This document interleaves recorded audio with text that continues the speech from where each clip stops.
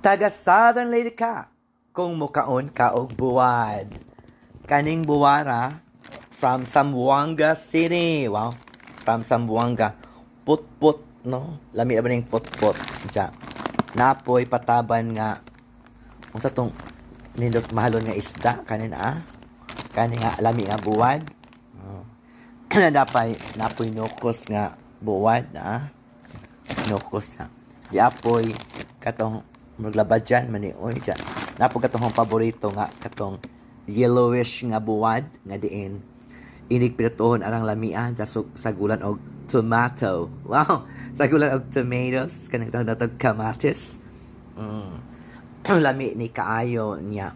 Sa agbahaw, ani, unsaon na bak na maimpas ang mga bahaw ni ani, inigloto.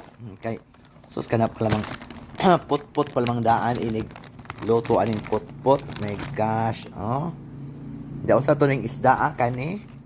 Itong mahalon bitaw. Wow. Mahalon ag kilo. Na grabe mawala atong kagutom ani. Pero ang makarelate pud ani kato lang parehas na mga herbove ang kumakaon og buwad kay namang pulig uban nga allergy o buwad.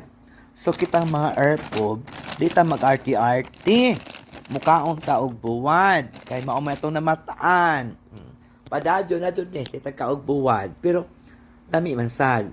Ang kaling buwad, dili kay pritohon lamang ni siya.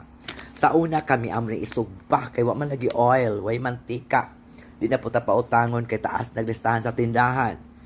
Ang gawas nga pritohon, isugba, pwede sa ning buwad atong himon nga murag escabeche style ba, no? Na yung mga panakot, na murag nilag escabeche ang mahitabo.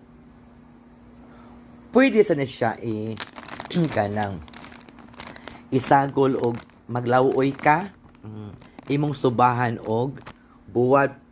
Stilang lami agad mga kawat if lami ni kaayo nya labaw na jud og mag-utan kag tinunuan. For example, munggos nga tinunuan, kanang karlang og uban pang mga dahon-dahon, mga lagot mo ngoton imong utanon nya tinunuan, silang lami abong yummy-licious. Nunya, subahan mo og buwad. Ang buwad, murag makapagana gyud na inikaon nato. Baw kaning uban ka allergy buwan, magsuka-suka man sila og buwad ilang sudan. Ang uban pod dili mo kaon og buwad kay allergy kuno mag-itchy ang ilang skin. Nya madawat ang ilang skin. Ag kami na